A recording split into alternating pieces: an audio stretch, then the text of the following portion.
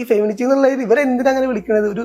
ഒരു നോർമലി ഇപ്പൊ നമ്മൾ പൊതുബോധത്തിൽ ഒരു സ്ത്രീ ഒന്ന് ആ ചട്ടക്കൂടുകളിൽ നിന്നൊക്കെ ഒന്ന് പൊളിച്ച് മുന്നോട്ട് വരുമ്പോൾ അല്ലെങ്കിൽ സ്വന്തമായിട്ടുള്ള അഭിപ്രായങ്ങൾ തുറന്നു പറയുമ്പോൾ ഇത്തരം സാഹചര്യങ്ങളിലാണ് ഒരാളെ ഫെമിനിറ്റി എന്ന് വിളിക്കുന്നത്. വേറൊരു സാഹചര്യം വെറുതെ വിളിക്കൂല, അങ്ങനെ ഫെമിനിറ്റി എന്ന വാക്ക് ഉപയോഗിക്കണില്ല. വേറൊരു സാധാ സ്ത്രീനെ അല്ലെങ്കിൽ നോർമലായിട്ട് ലൈഫ് ജീവിക്കുന്ന ഒരാളെ ഇവര് ഫെമിനിറ്റി എന്ന് വിളിക്കും.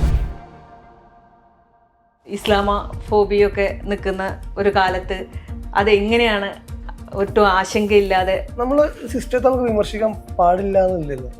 നമ്മളൊരു സിസ്റ്റം നമ്മളെ കമ്മ്യൂണിറ്റിയിൽ നടക്കുന്ന മോശമായ കാര്യം, നമുക്ക് തെറ്റെന്ന് തോന്നുന്ന കാര്യം അത് നമ്മൾ വിമർശിക്കേണ്ടേ. 1001 നാടകം കളിച്ചിട്ടുണ്ട് ഒറ്റയ്ക്ക്. വൈക്കം മുഹമ്മദ് വീട്ടിലെ കളിച്ചിട്ടുണ്ട്, അന്ന് ഫാബിത്താത്തൊക്കെ ഉണ്ടായിരുന്നു.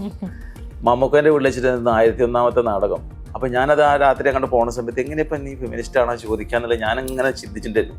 ഏതൊക്കെ രീതി ചോദിക്കാം, നീ ഫെമിനിസ്റ്റാ, ഫെമിനിസ്റ്റാണ്ടിയാ, ഫെമിനിസ്റ്റ് അല്ലേ? അപ്പൊ അതെങ്ങനെ ചോദിച്ചാൽ ഇയാളുടെ ഉള്ളൊരു സംശയങ്ങളാണ് ഒരുപാട്.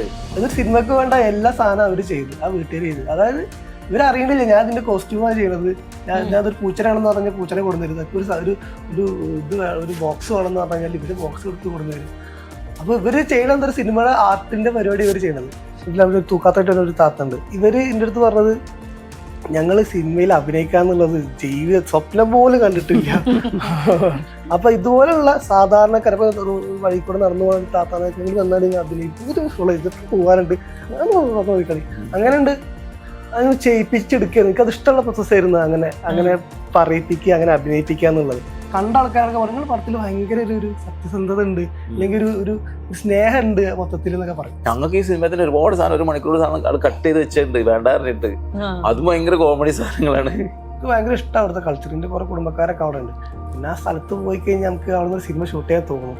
കാരണം അവിടുത്തെ പച്ചായ മനുഷ്യന്മാരും അവരത്തെ ഒരു ലൈഫ് സ്റ്റൈലും ഒരു വ്യത്യസ്തമായിട്ടുള്ള ഒരു സ്ഥലമാണ്. ഭയങ്കര രസമായിട്ടുള്ള ആളുകൾ, ഭയങ്കര സ്നേഹമുള്ള ആൾക്കാരാണ്. ഫെമിനിറ്റി ഫാത്തിമ പോലെയുള്ള സിനിമകൾ നമ്മൾ കാഴ്ചക്കാരിലും മാറ്റം കൊണ്ടുവരണം എന്ന് ആഗ്രഹിച്ചാണല്ലോ ചെയ്യുന്നത്. അപ്പൊ സിനിമയ്ക്കൊപ്പം നിന്ന 2 പുരുഷന്മാരാണ് നിങ്ങളിൽ അത് എന്തെങ്കിലും മാറ്റം കൊണ്ടുവന്നിട്ടുണ്ടോ? ഞാൻ വിശ്വസിക്കുന്നത് ഇപ്പോൾ മുസ്ലിം സ്ത്രീകൾ ഭയങ്കര ഭീകരമായിട്ടുള്ള ഒരു വളർച്ച നേടിക്കൊണ്ടിരിക്കുന്ന സമയമാണ്. നമ്മൾ ഏത് പ്ലാറ്റ്ഫോം കൊടുത്താൽ ഏറ്റവും എക്സാമ്പിളാണ് നമ്മൾ ഈ സോഷ്യൽ മീഡിയ എന്ന് പറഞ്ഞത്. അവിടെ മുസ്ലിം സ്ത്രീകൾ വരുന്നു, അവിടെ സ്വന്തമായിട്ട് ബിസിനസ്സുകൾ സ്റ്റാർട്ട് ചെയ്യണേ, ഓൺലൈനിലൂടെ ഇൻകം കണ്ടെത്തുന്നത് എത്ര ആൾക്കാരാണ്. അപ്പൊ ഇതൊക്കെ ഭയങ്കര പോസിറ്റീവ്. ഇതൊക്കെ ഈ ഫെമിനിറ്റി ഫാത്തിമ എന്നുള്ള പടം ചെയ്യാനായിട്ട് ഇന്നെ പ്രേരിപ്പിച്ച ഘടകങ്ങളാണ് ഇതൊക്കെ.